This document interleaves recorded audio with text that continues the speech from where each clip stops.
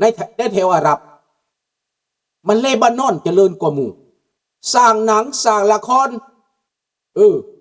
ทุกสิ่งทุกอย่างเลบานอนเจริญกว่าหมู่ได้ข่าวนั้นซุ่มปี60-70นั่นอิหร่านก็เจริญอเมริกาไปอยู่แถวนั้นเจริญ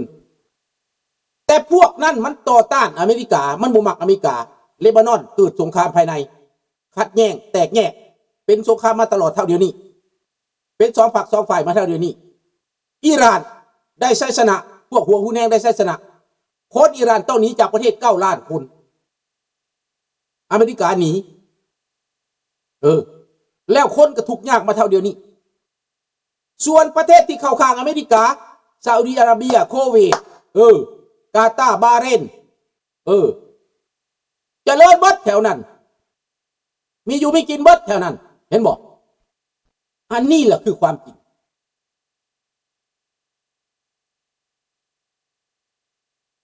แม่น้อมจอนเขาบ่มักโลกออกซิดัง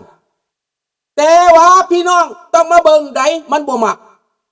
โดดหนีมาแคนาดานี่เกือบเป็นล้านคนแล้วพี่น้องหนีมาอยู่นี่นะเขาอยู่ประเทศเขารถสิขี่กระโบมีอาหารสิกินกระโบมีมาอยู่นี่มีรถขี่มีบ้านอยู่พึ่งพายปวดอ้างแต่ละคนมาเดี๋ยวนี้อยากมาสิตายเห็นบอกจากมาร็อกแลนด์มาสเปนเห็นบอก70,000 คนหา100,000 คนแลนด์เข้าสเปนเอาปืนยิงไหลลงน้ำไหลลงน้ำทะเลกะบ่ยานเขาอยากไปใสเขาอยากมาโลกเสรีแต่รัฐบาลเขาตัวว่าประเทศเขาเจริญตัวว่าเขาดีตัวว่าเขาเก่งแต่เขาอยากมาใสเขาอยากมาแคนาดากับอยากมาอเมริกาพี่น้องคนอาหรับไหลมาแคนาดานี่โอ้ติตู้พี่น้องเลยเบิ่งกระโบปินเห็นบอกอันนี้คือความจริงได้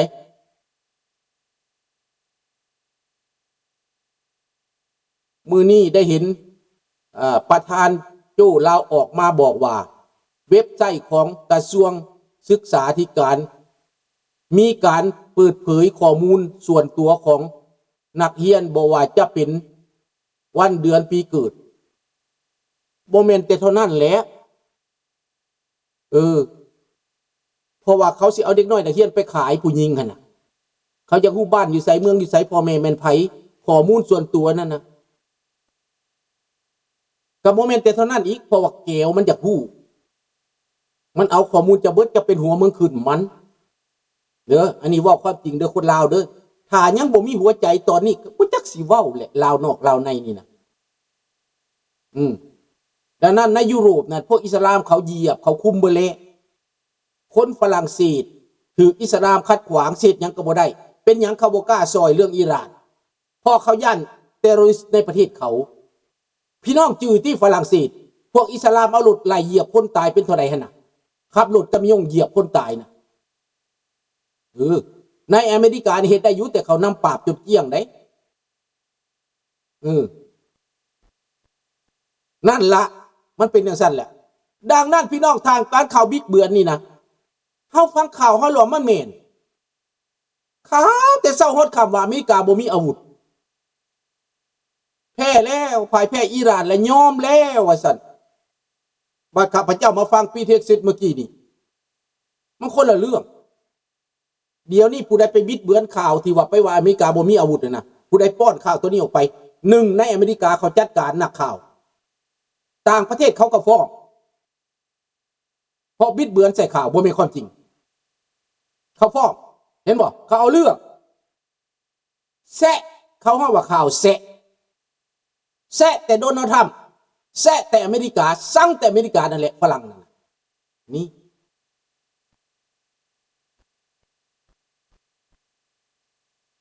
แต่เยอรมันเขายังบ่ได้เป็นแบบฝรั่งได้อันนี้ว่าความจริงเด้อเยอรมันเขาคุมเด้ฝรั่งนี่แปลว่าอิสลามกวมเบิดแล้วนักข่าวก็เป็นอิสลามส่วนใหญ่แล้วก็ฟังเสืออิสลามบางคนก็ไปหลบจ่อยรัสเซียบางคนก็ไปหลบจ่อยอิหร่านพุ่นฝรั่งนั่นมันเป็นอย่างนั้นสมัยคอมมิวนิสต์ฝรั่งเศสก็ไปหลบจ่อยโฮจิมินห์พุ่นอันนี้ข้าพเจ้าจับได้ข้อมูลเบิดฝรั่งนะ พวกฝ่ายซ้ายนี่ไปลบซอยโฮจิมินห์เพื่อทำลายอันน่ะอินโดจีนนี่นะนี่แหละเรื่องของมัน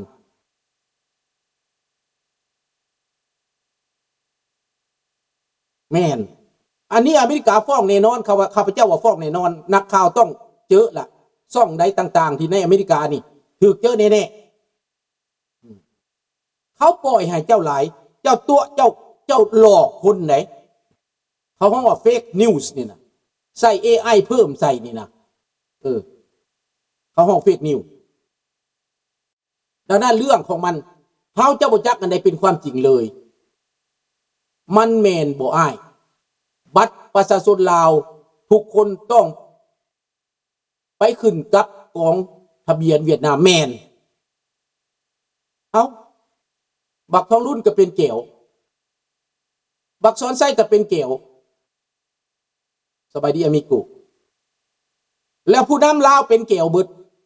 มันก็เสือใจแก้วคำพวกเจ้ายังเอาแก้วเป็นหัวหน้าอยู่คือกูมือนี่นะบักประธานสภาที่มันตายไปก็เป็นเกี่ยวเบิดผู้นำลาวเป็นเกี่ยวเบิดมันก็เสือใจแก้วเสือพ่อเสือแม่มันเสือแนวของมันควบคุมอำนาจกูมือนี้หลอกขาสุพรรณวงศ์หลอกขาเพชรราชหลอกขาสุนทรภูมิก็เป็นเกี่ยวเอาเจ้าชีวิตไปขาก็เป็นเกี่ยวใส่คนลาวขาคนลาวแล้วมันก็ยึดอำนาจคนลาวในประเทศยังบุตื่นแก้วขาลาวให้ลาวขาลาวและแก้วคุมอำนาจถามว่าอเมริกาถ้าเขาฟังคนลาวในอเมริกาคนลาวในอเมริกาไปให้ข้อมูลเด็กน้อยลาวที่เติบใหญ่ในอเมริกาไปว่าความจริงฟังความพ่อความแม่แล้วให้เด็กน้อยในลาวในอเมริกาไปบอกให้อเมริกาไปรายงานความจริงพี่น้องม่งรายงานความจริงพี่น้องลาวรายงานความจริงเบิดทุกคนรายงานความจริงในอเมริกาและเขาสิบ่ฟังบ่ล่ะเขาก็ต้องฟังเขาก็ต้องมีเหตุมีผลอันนี้เจ้าเสยเจ้าบ่ปกป้องผลประโยชน์เจ้าข้าพเจ้าเคยได้เว้าแล้วแต่พี่น้องอาจจะลืม 2-3 ปีผ่านมาข้าพเจ้าเว้าว่าระวังเด้อพวกเจ้าบ่สนใจการบ้านการเมืองมือหนึ่งเขาบ่หักบ่แพงเขาสิไล่เจ้ามือเขาสิหาเรื่องเจ้าเขาสิฆ่าสิตีเจ้าคู่มือนี่เขาบ่ฆ่าบ่ตีแต่พวกไอซ์มันจับไปเข้าคุกในอลาสก้าก็หลายร้อยคนแต่ละรัฐก็หลายร้อยคนมันจับบางคนก็โชคดีได้ปล่อยออกมาข้าพเจ้าเบิ่งขนาดเห็นแล้วบ่มันแม่นความข้าพเจ้าเว้าบ่ข้าพเจ้าบอกอีกบอกแนวหนึ่งนะข้าพเจ้าบอกว่าพวกท่านอย่าลืมเด้ออย่าเลอะเลือนเด้อให้ไปเอาสันสาดเด้อบ่สนดอกบัตรเขียวนี่ก็ได้แล้วบัตรเขียวก็ได้แล้วสันสาดบ่สนดอกเฮายังเป็นลาวอยู่ลังคนไหนสบายดีพลกินละลังคนก็ว่าจังสัตว์บาทนี่มันถูกได้บาท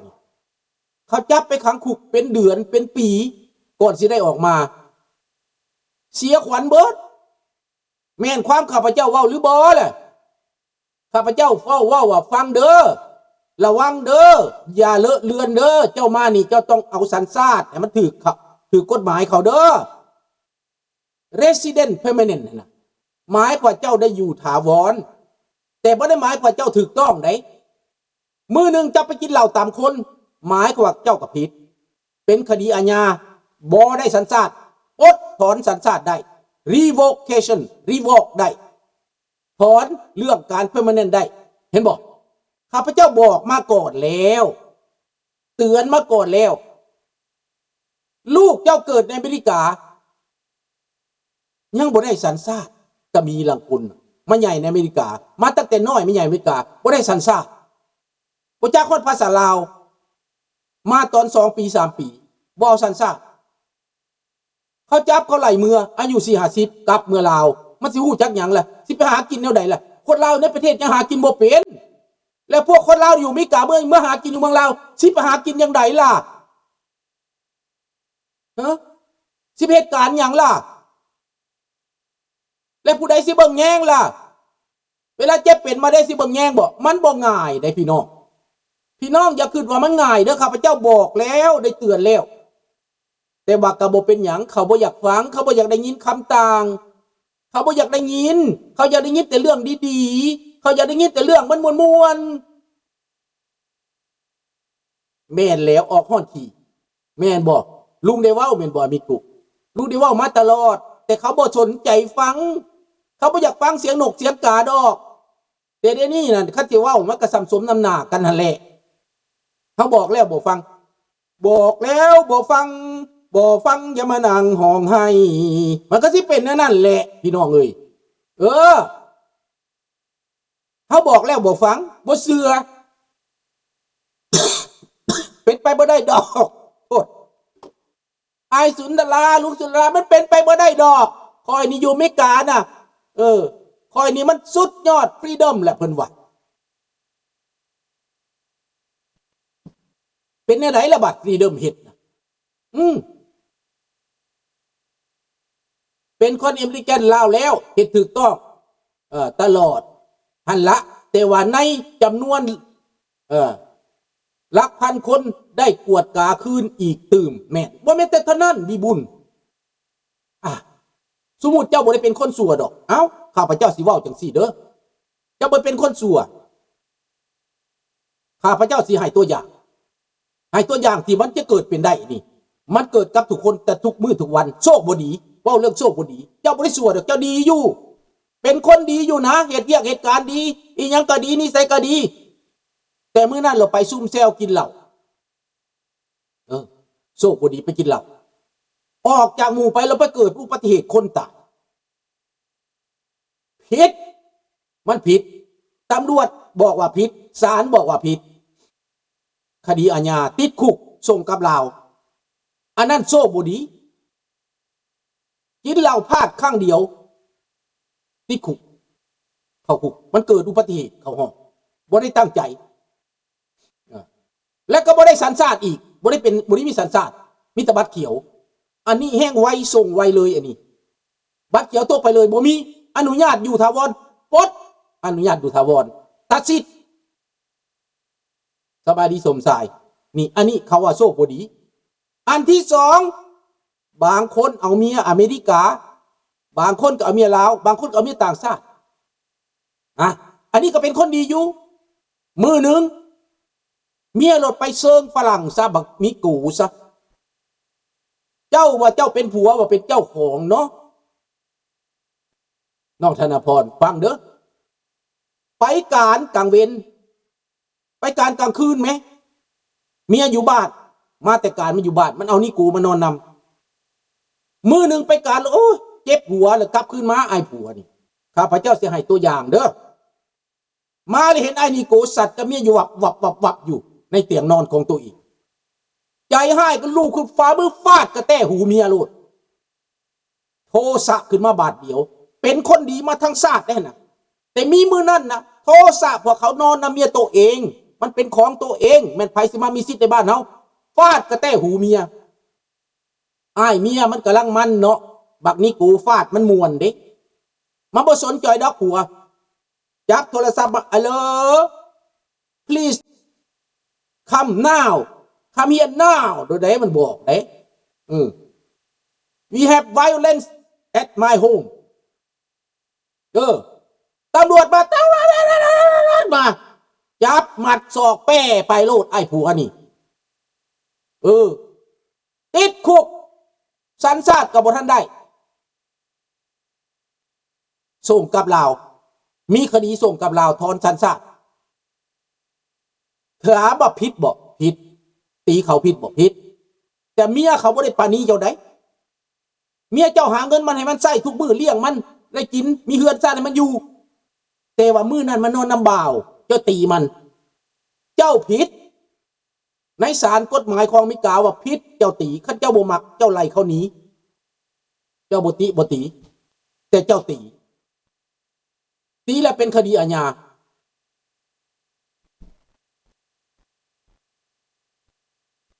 แม่นแล้วเอาสัญชาติมันบ่ได้แพงดอกแต่ว่าเขาบ่อยากเอา